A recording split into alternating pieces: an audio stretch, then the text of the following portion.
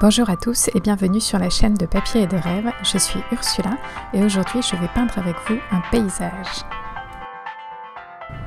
Avant de commencer et de rentrer dans le vif du sujet, je tiens à vous dire qu'il y a en ce moment beaucoup de travaux dans mon immeuble et il est possible que vous entendiez des sons de ponceuse par exemple et j'en suis absolument désolée.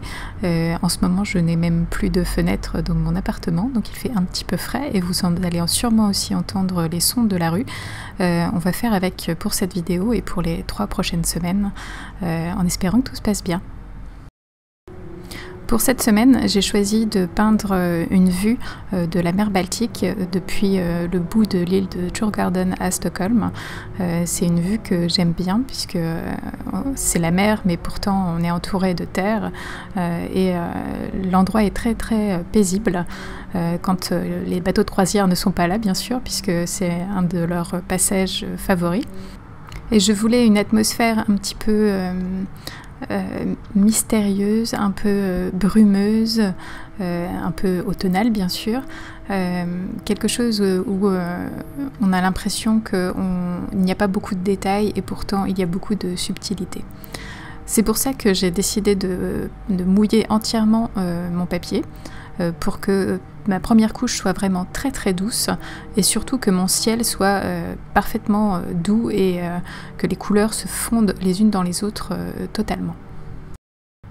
Pour le gris des nuages, j'utilise du bleu outre-mer et de la terre de sienne brûlée puisque c'est mon mélange favori pour créer des bleus.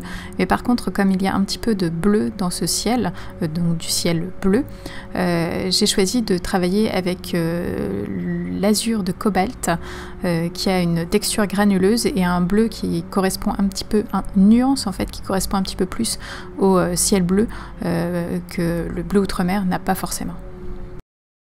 Et pour donner une impression de soleil derrière les nuages et donc de lumière chaude, j'ai travaillé avec un petit peu d'ocre jaune sur le contour de ma zone la plus lumineuse, vraiment pour donner un aspect un petit peu plus chaud à cet endroit-là. Alors il faut y aller en douceur pour qu'il n'y ait pas trop d'ocre et que ça ne fasse pas étrange, mais ça apporte cette touche de chaleur qui donne une belle impression de ciel, de soleil plutôt derrière les nuages.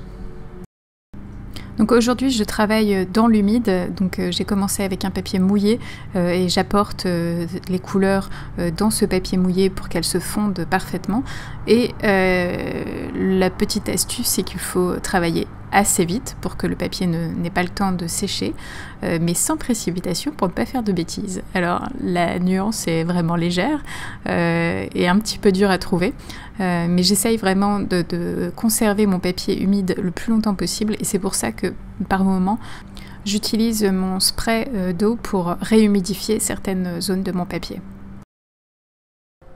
Comme je souhaite avoir une atmosphère un petit peu brumeuse, un petit peu triste quelque part, mais plutôt poétique, j'essaye de limiter le nombre de couleurs que j'intègre à cette aquarelle pour qu'on ait vraiment une belle unité entre tout et qu'il y ait cette petite teinte un peu terne quelque part, et c'est pour ça que je n'ai pas intégré de jaune franc dans cette aquarelle, mais j'ai plutôt travaillé avec l'ocre jaune, donc j'ai des verts éteints, j'ai des jaunes qui ne sont pas très puissants puisqu'ils ont cette teinte de terre, mais ça contribue à cette unité et cette atmosphère. Donc dans mon image, j'ai mon ciel en arrière-plan, une zone de terre au milieu et en premier plan, quelques herbes sur la côte sur laquelle je me trouve.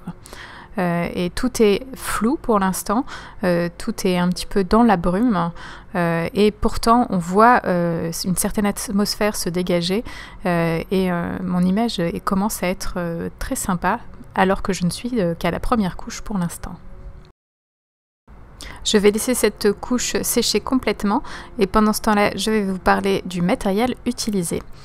Pour les pinceaux, j'ai utilisé un Escoda Ultimo 1 pouce et un pinceau Rosemary & Co série 39 1/2 pouce en forme de dague. Pour les couleurs, j'ai utilisé du bleu outre-mer, de l'ocre jaune, de la terre de cyane brûlée et de l'azur de cobalt. Et mon papier est du papier Canson Héritage en grain satiné. Le pinceau que j'utilise principalement est un pinceau en poil synthétique, donc le pinceau plat Escoda Ultimo 1 pouce. C'est un pinceau en poil synthétique et j'ai préféré choisir un pinceau en poil synthétique cette fois-ci parce que je travaille sur du papier satiné et que je travaille dans l'humide. Comme je sais que le papier satiné peut être très vite saturé en eau, je me suis dit que c'était peut-être un petit peu plus intéressant de travailler avec un pinceau synthétique qui contient quand même moins d'eau qu'un pinceau en poil naturel, ce qui me permettra de gérer la quantité d'eau sur mon pinceau un petit peu plus facilement. Et ça a payé parce que j'ai eu beaucoup plus de facilité que d'habitude à gérer toutes ces couleurs dans l'humide et ça a été un réel plaisir à travailler dans cette première couche. Et d'une manière générale, j'aime beaucoup travailler les paysages avec un pinceau plat et assez gros parce que cela permet de créer de l'abstraction un petit peu naturellement parce qu'on a un gros pinceau et il faut créer des petites formes avec et il faut trouver des astuces pour créer toutes les formes avec ce gros pinceau plat.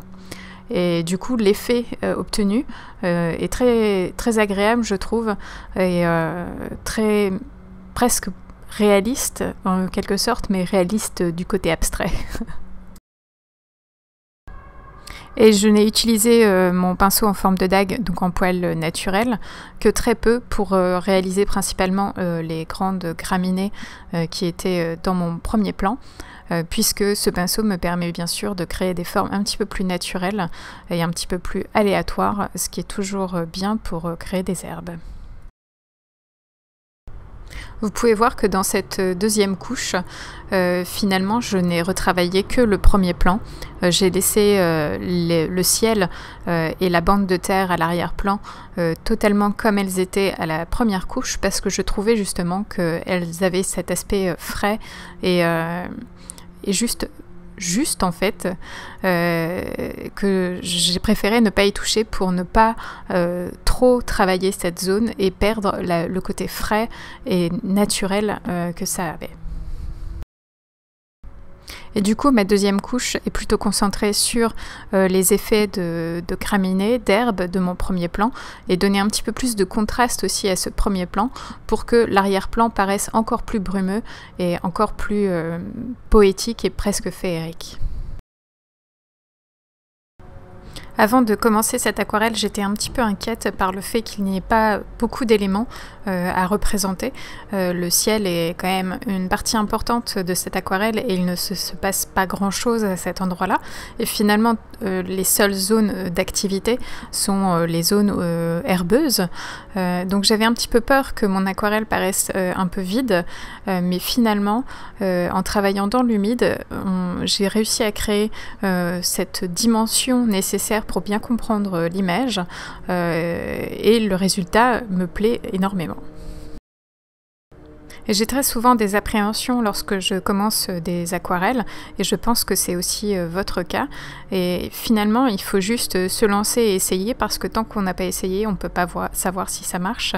Et même si on rate, en fait, on apprend pourquoi ça ne fonctionne pas et on fera mieux la prochaine fois. Donc il faut toujours essayer pour avoir un résultat.